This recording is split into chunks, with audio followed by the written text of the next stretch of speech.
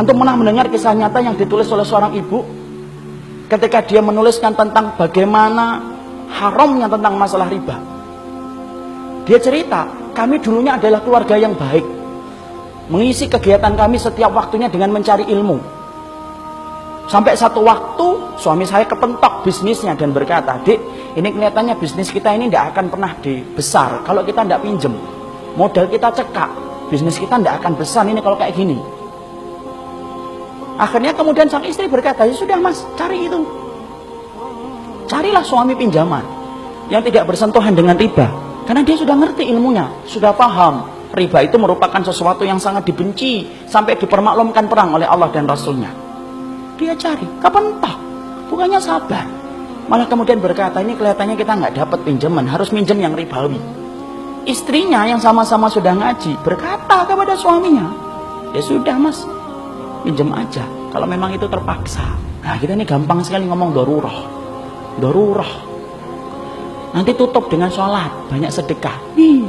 Riba mah tidak bisa ditutup dengan sholat dan tetap sedekah. Emang antum kira dengan kemudian riba setelah itu sedekah, kemudian sedekah antum diterima? Tidak diterima sedekah orang yang dari riba.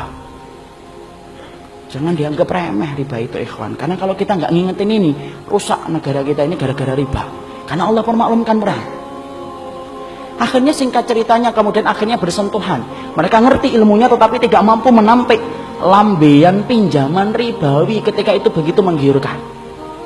Apa yang terjadi? Allah memberikan istidraj. Usahanya berhasil, gede.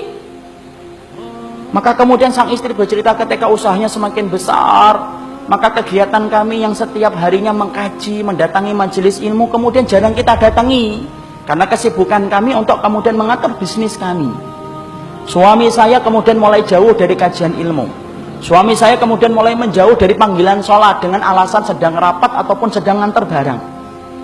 Puncak-puncaknya kemudian terjadilah satu dosa besar yang dilakukan oleh seorang suami, di mana istrinya tidak lagi bisa memaafkan. Ingat ikhwan, seorang suami kalau sudah melakukan dosa besar, istri punya hak meminta pisah dari suaminya, dan itu syar'i. Maka suaminya melakukan dosa besar, akhirnya apa? Tidak bisa dimaafkan. Akhirnya apa? Kapal rumah tangga itu karam, tenggelam. Yang menarik adalah ketika sang ibu menuliskan kisah nyata itu, saya baca, beliau mengatakan, "Saya tidak menyalahkan suami saya tidak menyalahkan bisnisnya. Tapi yang saya salahkan adalah ketika kami sudah sibuk mengkaji ilmu, kami ngerti riba itu haram, tapi ternyata kami tidak mampu untuk meninggalkan. Padahal kami tahu dosa yang dipermaklumkan perang di dalam kehidupan itu cuma satu dosa riba, dan kami berani mengambil itu. Sampai kemudian akhirnya Allah memberikan musibah dalam kehidupan."